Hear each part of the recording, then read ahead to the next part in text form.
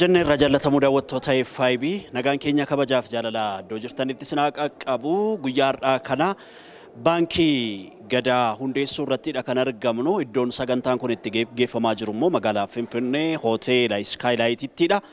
Egaan baankoti dhuunfaa biyya kana keessatti argaman hanga ammaatti jiran jechuudha. 19 keessaati baankiin gadaa dedammaffaa ta'uudhaan gara baankota dhuunfaa biyya kana keessatti hundeeffamanitti daameeti kan inni jiru. Baankiin gadaa gaa duudhaa sirna ittiin bulmaata Oromoo aadaa isaa kan eeggatee fi uummata keenya giddugaleessa godhachuudhaan warra baadiyyaa keessa jiran keessumaayyuu lafa baankiin baay'een ga'uu hin dandeenye qaqqabuudhaa fi ifaajee yeroo dheeraa booddee guyyaarraa kana hundeeffamee kan inni jiru. Baankiin gadaa kan inni ittiin hundeeffame kapitaala birrii miliyoona 555 ta'uun kan hundeeffame yoo ta'u kapitaalli mallatteeffamee jiru baankii kanaatiin jechuudha biliyoona 1.3 akka ta'e hundeessitooti baankii kana nuuf himaniiti kan isaan jiran. Egaan sagantaan kun maal akka inni of keessatti qabatee jiru adeemsa sirna baniinsa isaa yookaas hundeeffamasa maal akka fakkaatu kan walii wajjin sagantaa kana keessatti ilaallu ta'a. Hanga xumuraatti wajjin tursii gaarii qabaadha.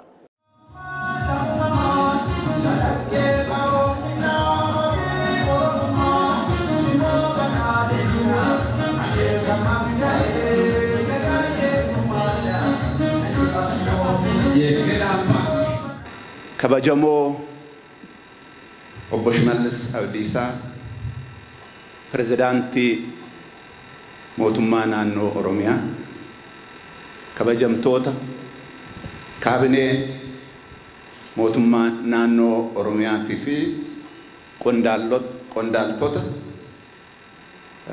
mootummaa fi keessummoota keenya kabajamtoota abbootii gadaa kabajamtoota haadha sinqee kabajamtoota baankii gadaa hundeessuudhaaf anasitti mul'attan abbootii aksiyoonii baankii gadaa waamicha keenya kabajanii walgayii kanarratti mul'attan hunda keessanuu galata galchuun barbaada.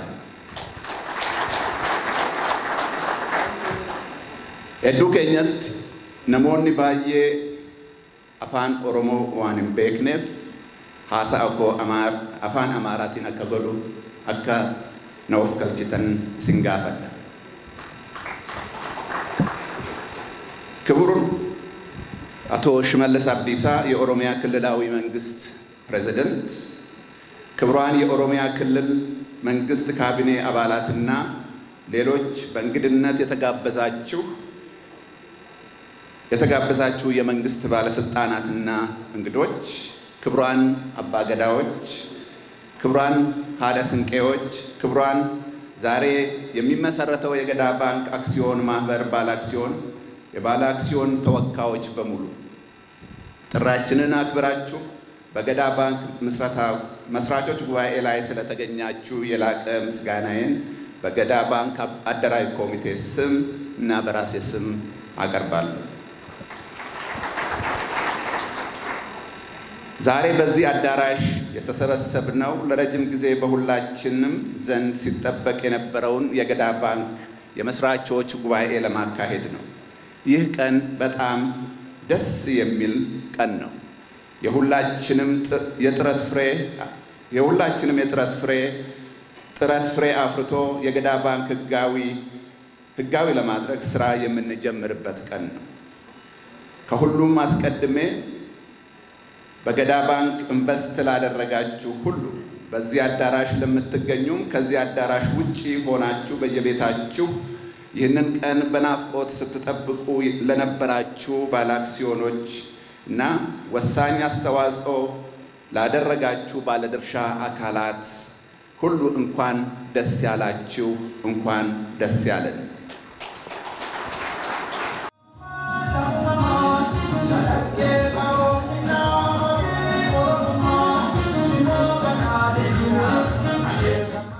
ከመጀመሪያው ዶክተር ኢንጂነር ብርሃኑ አሰፋ ወልትቀባ ኮሬውዴስ ባንኪ ገዳ ከመጀመሪያው አቦቲ ገዳ አወንሲቄ ከመጀመሪያው hirmaattota sagantaa kanaa abbootii aksiyoonaa kabajamtoota keessattuu ogeessota baankiin kun akka lafa qabatu hojii guddaa hojjetan hunda keessaniyyuu baga guyyaa hundeeffama baankii gadaa ittiin isin ga'e baga milkooftan isin jechuu barbaada.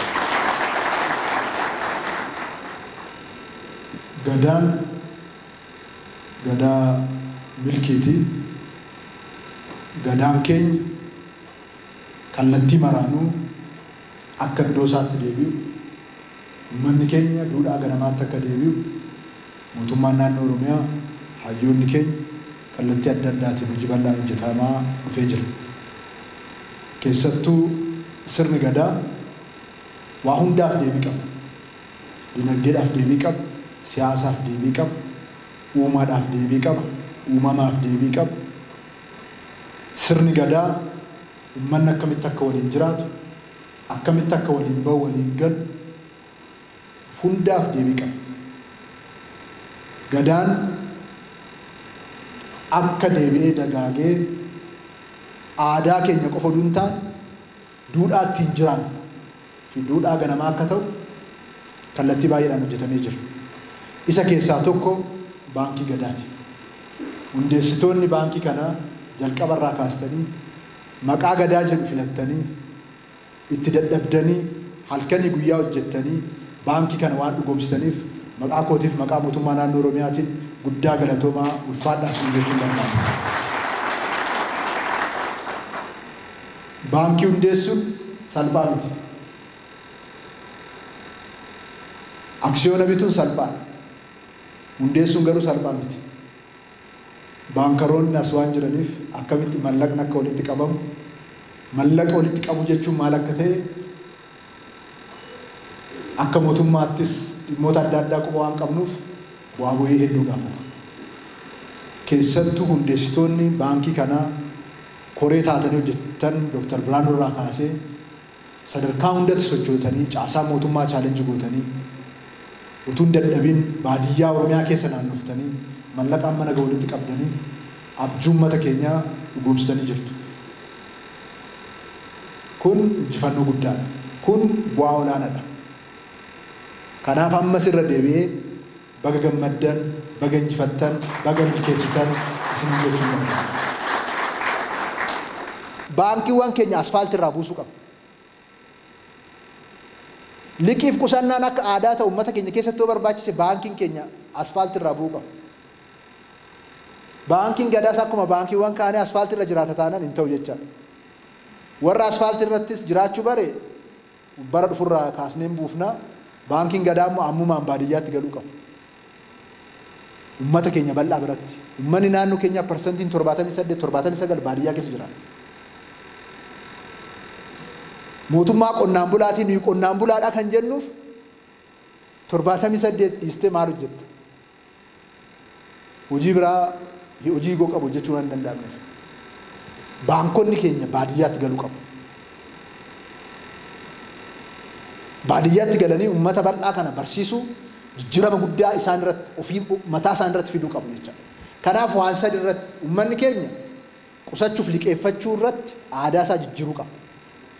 Baankonni keenya immoo uummata irraa fagaatanii magaalaa keessa jiraachuu hin taane uummata bal'aatti gadi bu'uu aadaa hojii isaanii godhachuu danda'u irra jiraata.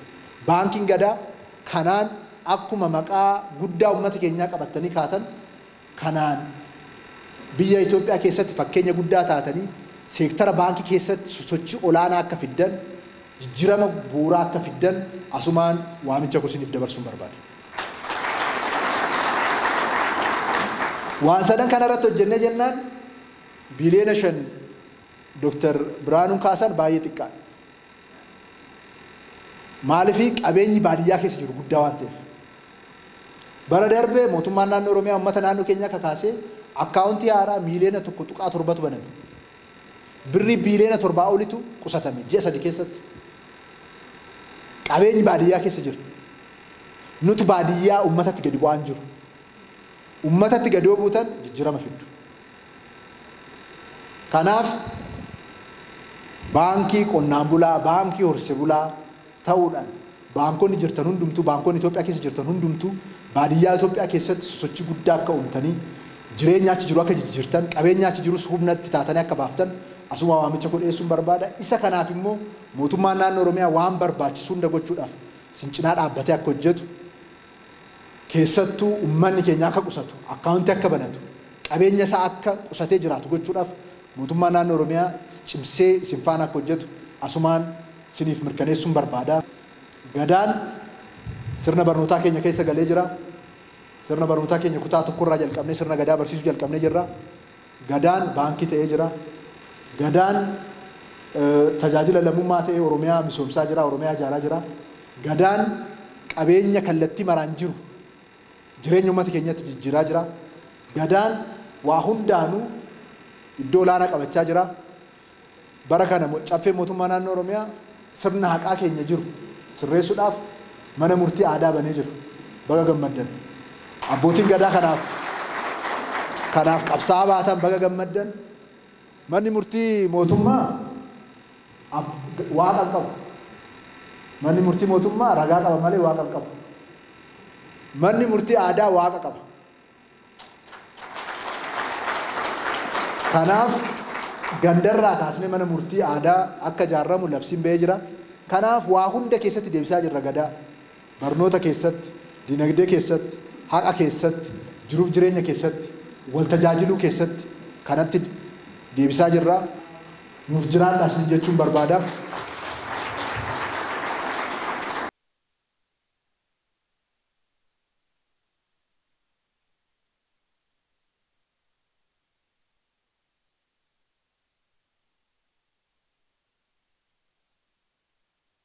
Egaan daawwattoota keenya guyyaa har'aa kana abbootiin aksiyoonaa baankii kanaa bitan dhaabbileen yookaas waldaaleen namooti dhuunfaas aksiyoona baankii kanaa bituu keessatti hirmaataniiru. Namootni 27,000 ol ta'ani aksiyoona kana bituu keessatti namooti 27,000 ol ta'an guutummaa Oromiyaa keessatti argaman kun ammoo bakka tokkotti walitti dhufanii sirna hundeeffama baankii kanaa yaa'ii kana irratti argamu waan hin dandeenyeef jecha sababii vaayirasii koronaan wal qabateen bakka bu'iinsa akka ergatan karaa miidiyaalee adda addaa ibsachaadha kan isaan turani. Akkuma ibsamaa turettis immoo namooti bakka bu'iinsa fudhatanii namooti 500 ta'anii guyyaa har'aa kana yaa'ii hundeeffama isaa irratti argamaniiti kan isaan jirani. Sirna kana irratti egaa pirezidaantiin bulchiinsa mootummaa naannoo Oromiyaa akkasumas immoo abbootiin gadaaf amantaa argamaniiti kan isaan jirani.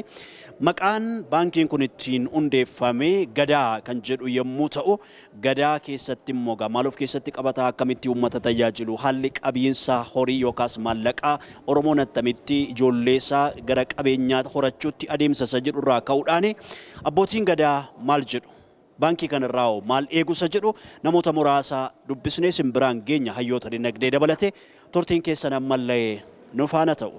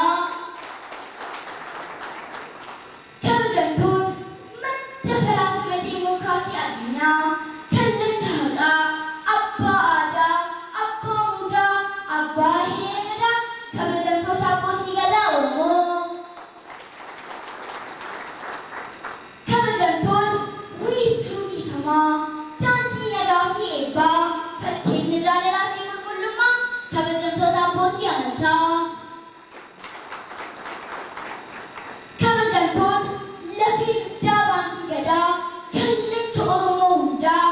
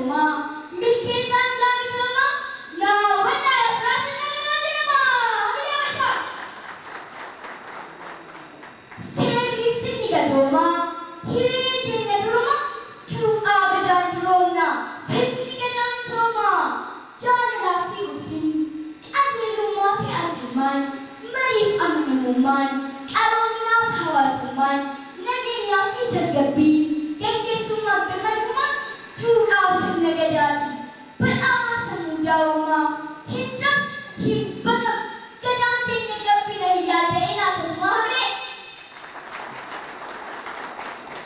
abdii lammii maraa irkoo fi gaachanii wabii lubbuu keenyaa humni kan waliin hundaaf yeroo hundi kan murteessaa ta'e addunyaan qaroon kan itti milkaa'e waan raatii miti diinagdee cimuudha falli ijoo ta'e bu'uurri eenyummaa maqaa fi seenaasaa ulfinni lammummaa abbaa biyyummaasaa walabummaa birmadummaa ga'umsaa fuunasaa hawwii faluu miti diinagdee murteessaa hamileeffamanii maasatan garuu anaa kana jirru kan na ajaa'ibu silaa biyya qabu dabbataa fi hawwataa lammiin keenya hedduun oomishtummaaf mijataa osoo hunda qabnu osoo na beeknu maalidhaaf hiyyummaan kan baraawwaman lammi seetuu bakka yaadadhu fuulduraaf murteeffata kan darbe wasi goote boo'i seenaa hojjeta iyyummaa barqaamina kana taasisa iyyummaan godaannisa haamilee namaa cabsa hireeyyee hin falmatu mirga keessa dhabsiisa fedhii keetiin hin bultu ormatu siif murteessa qoqqobbaas na tuula boosu si imachiisa hundatu si gurguma micciireetti garboomsa dhugaa kee darbane daara si dinqisiisa maamee kana cuuxii qoomse ilma dhiigi kakaase iyyummaan inni tura namni faa gabbeesse malee akkuma sochoosaa sochoosaan kan isa sochoosee jedhametti lammii walitti dhufe fala diinagdee labsee Oromoota socho'ee Baankii Gadaa hundeesse gadaatu sabaa mate misiraachoonni boonsee walitti dhufeenya hawaasummaa diinagdee fi siyaasa Oromoon durii kaasee sirna gadaan gaggeessa hawaasummaan aadaa Oromoon hundaa matamu kan keenya nuyi jedha ofittummaa lagata gadaan duudhaa diinagdee qaba kennaa walitti roobsa gumaachaa wal jabeessa dhaalaa wal holachiisa aadaa qusannaa qaba seera gadaas labsaa malee har'as kana milkaa'e aadaan nuuf ammayyaa'e Itoophiyaatu nuuf boone Afrikaa nagaa ba'e diinagdee dirree ta'u Baankii Gadaa hundaa'e biyya biyyattii lammiin gadaa jaalattan sirna gadaa leellistan Baankii Gadaa hundaa'e ishoota milkooftan abbootiin aksiyoonaa warra abbaa Baankii Gadaa hundeessitoonni seenaa dachaa gootonni diinagdee addaa sirna gadaa ol kaastan humna gadaa mul'isan eenyummaa agarsiiftan oromummaan nu boonsisan sitti goota jaalaatii hayyee bara gammaddan Baankii Gadaa kan hundaa kan tajaajilli addaa baankii uummata bal'aa kan magaalaa kan baadiyyaa kan addunyaa kan hundaa baankii dhaloota haaraa dhaqqabaan gola hundaa otumaan ni fayyisi qindaawaan sirraa addaa hamilee isaa maantaatiin guyyaa gammachuun baraaraan gadaa baankii hiyyeessaa isa harka qalleessaa irkoo qonnaan bulaa manii jiruu fi beenyaasaa abdii lammii maraa suuqa biraan duuraasaa Baankiin Gadaa lubbuudha ibsee seenaasaa hamilee dhiironni miisinaa itti roosa guddisaa Afrikaa gaarreessisaa addunyaatti beeksisaa maqaa isaaf badaadha saba isaatu guddaadha miseensa gadaa ta'uun matumaanuu seenaadha hoggansi Baankii Gadaa ariitii hojii cimsaa qindoomina waan keessaa hojimaata diriirsaa to'ii hordofii godha garaa gamaan gabbisaa hojjettoonni Baankii Gadaa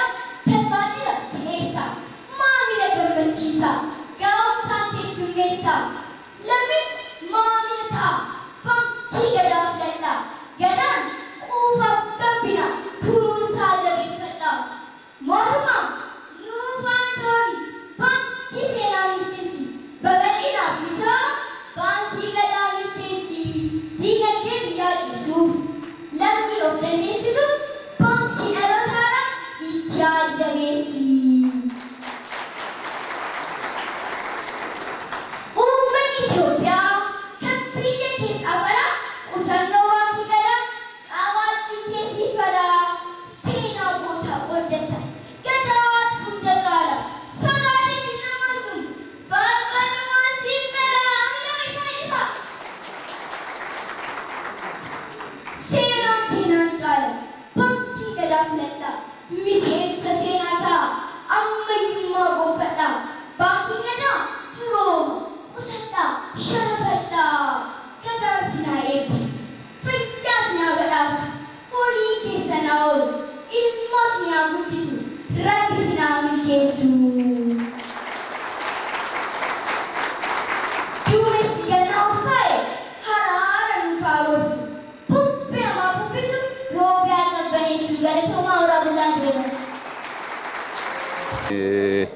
Gadaa han jenneef hawaasa bal'aa tajaajila kennuu waan barbaanneefi gadaan akka beektutti ijoollee daa'imummaarraa kaasee dinagdeedhaan akkamitti dinagdee wajjiniin wal bartee akka guddattu waan gochuuf tiskummaarraa ka'ee booda qotiisa seenaa akkasuma godhee abbaanis immoo oggaa ilmi goojjoo ba'u horii itti hora akkas godhee wal guddisee waan deemuuf isa gochuu kan dandeechisu baankii akkasii ijaaruu barbaachisaadha han jedhu irraa hammadde. Fakkeenya gabaa guddaadha.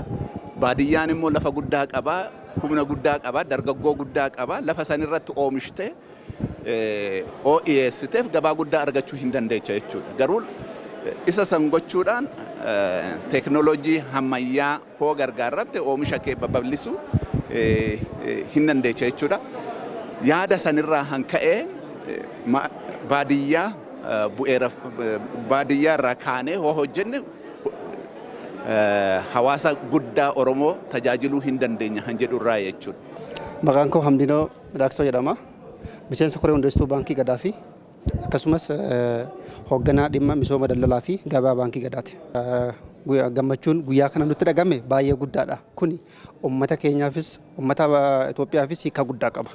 Gadaan ammataadha. Gadaan ofitti qabaadha. Gadaan waa hundaadha. Gadaan jiruudha jireenya. Gadaan eenyummaadha. Gadaan diinagdeedha jennee diinagdummaa isaa mirkaneessuudhaaf deemaa jirra.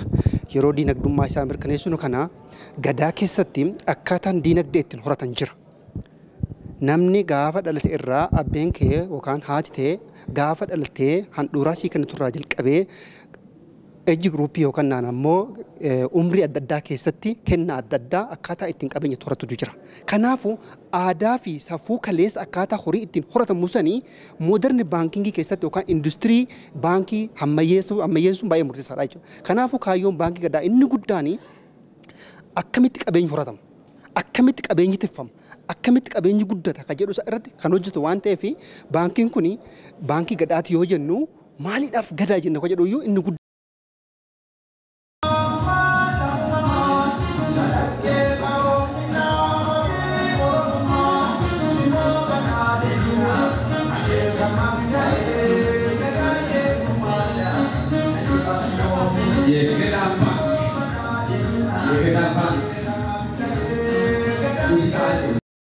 Gammachuu nutti dhagahame ibsuuf baay'ee ulfaataadha dhugaa dubbachuuf maaliif akkatti jalqabne hin beekna maal keessa darbinee akkas geenye hin beekna amma immoo yeroo kanarra geenyee dhaabbata guddaa kana uummata guddaa kana fuulduratti keessummoota gurguddaa kana fuulduratti yeroo akkasitti eebbisiisuuf geenyu dhugaa dubbachuuf maraachuu malee kan nu hafe hin jiru.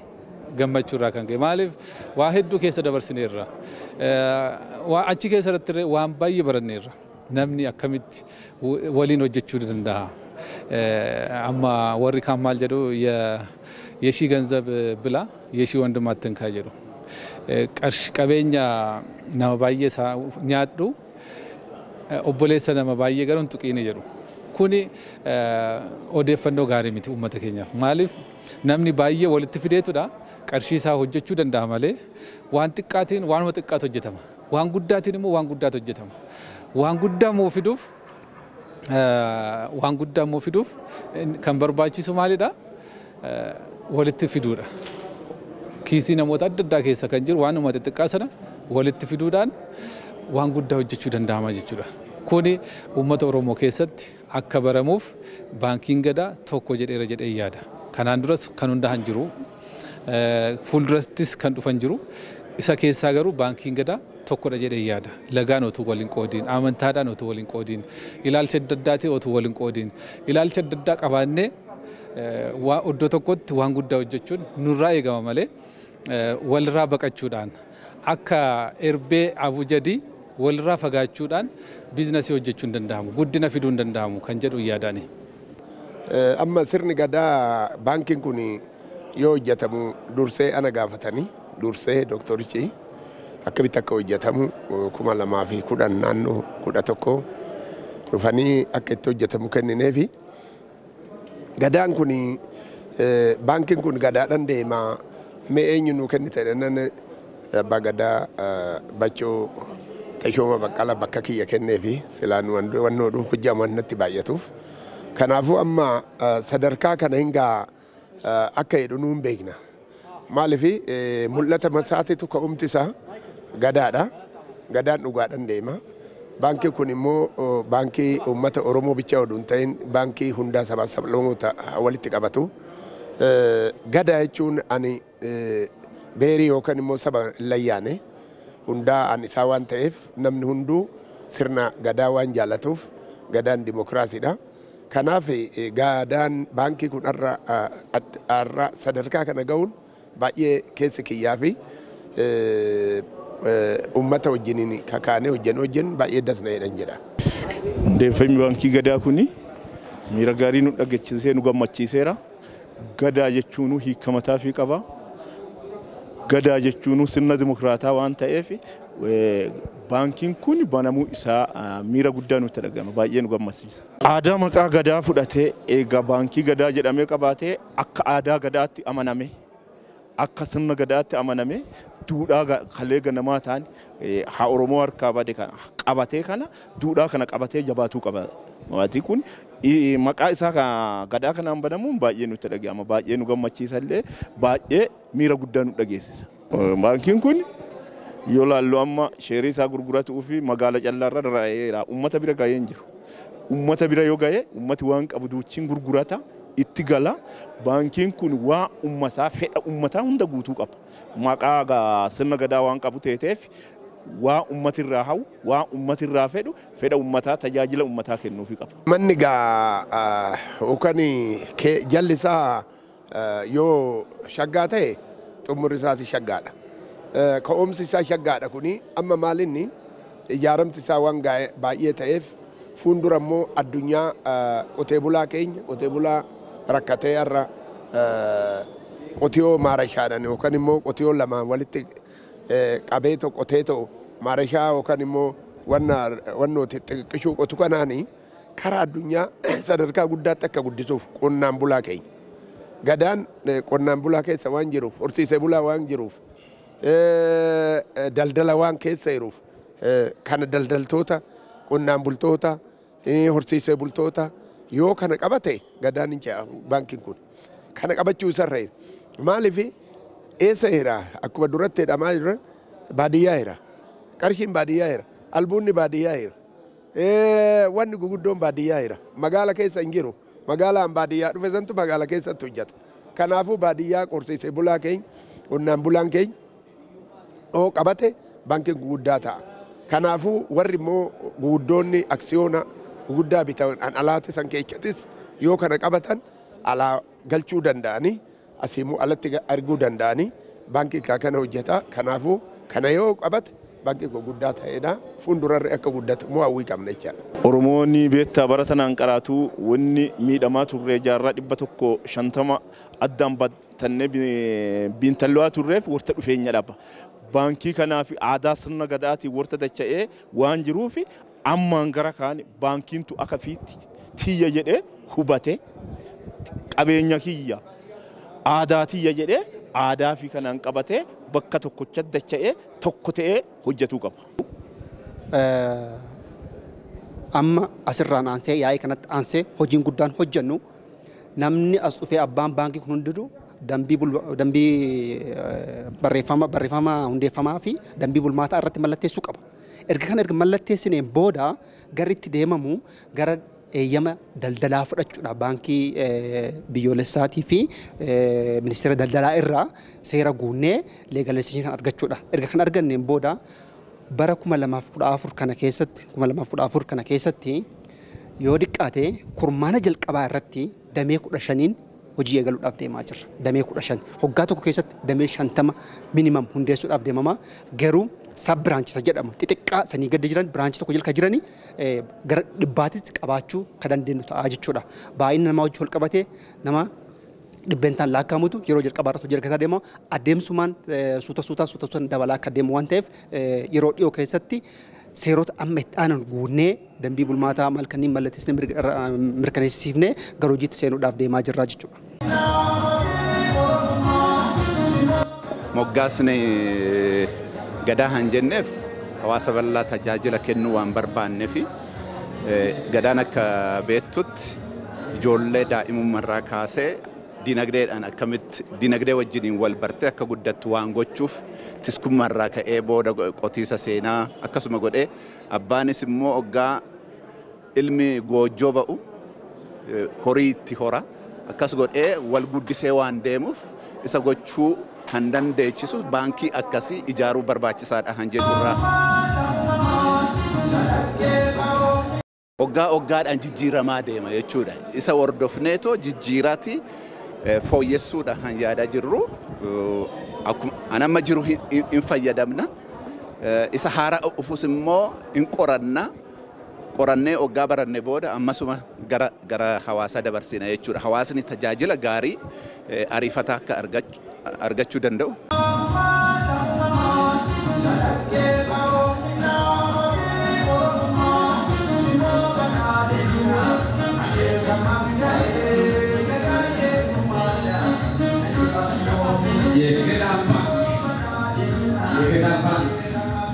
Bula baankiyyuu haa ta'u jennee kan filanneef yeroo jalqabnu baankiin seera mataasaa qaba.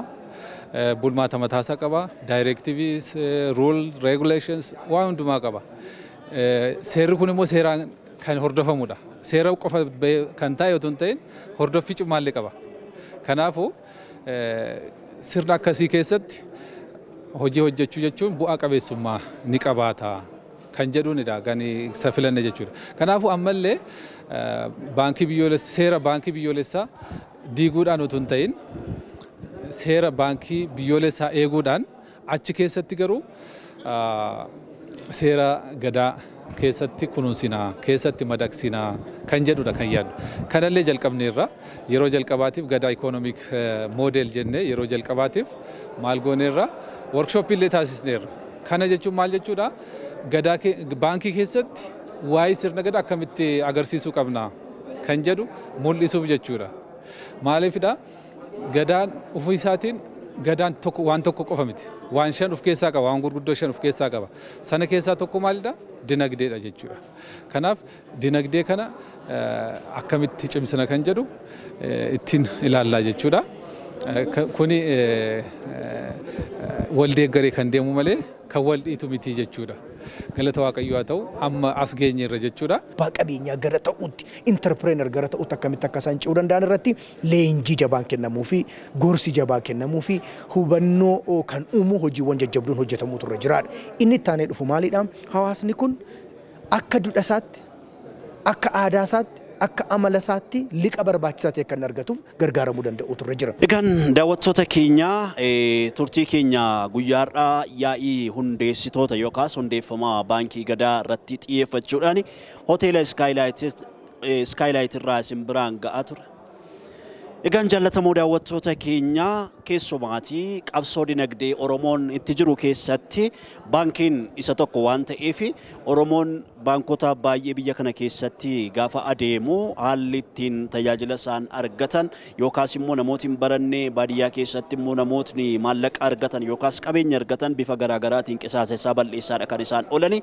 Baankiin gadaa immoo uummata kanatti dhiyeenyaan ispaaltii irraa gadi bu'ee uummata isaa tajaajiluudhaaf onneeffateeti kan inni ka'ee jiru keessumaayyuu gaa mootoon baankiin gadaa qabatee jiru baankii dhaloota haaraa jechuudhaan dhalootni haaraan dhaloota dhaga'ee yookaas dubbatee wal dhageessuu danda'u dhaloota teekinooloojiitti dhiyoo ta'e dhaloota waan hundumaa keessatti qabsoo taasisee injifachuu milkaa'uu danda'e akka ta'e isinumtiyyuu ragaa ta'uu dandeessu. Baankiin gadaas gaa dhaloota kana qabatee qabsoo dinagdee Oromoon itti jiru kana keessatti gara fuulduraatti Oromoo dinagdeedhaan geeddaruudhaaf abbaa qabeenyaa taasisuudhaaf baankiin kun warra qaban qofaatu hin taane warra hin qabneef illee liqeessee hojjechuudhaaf kutatee ka'ee akka jiru hundeessitooti baankii kana nuuf ibsaniiti kan isaan jiran. Egaan baankotii dhuunfaa baay'een isaanis immoo baankii gadaarraa waa guddaa baratu jenneetu abdii guddaa qabna. Baankiin kun akka jalqabbiitti baankota 15 eegaluudhaaf yeroo dhiyoo keessatti kan ibsu ta'a. Waggaa tokko keessattis dameewwan baankota 100 ta'an banee gara hojiitti seenuudhaafis karoora guddaa qabatee akka jiru hundeessitooti nuuf ibsaniiti kan isaan jiran. Egaan baankii kanatti fayyadamaan dhaamsa keenya isa guddaadha. Andaleel Tasfaayiiti ogummaa teeknikaatiin seenaa lammiitu nafaana ture. Nu waliin turuu keessaniif ulfaadhaa. Yeroo gaarii.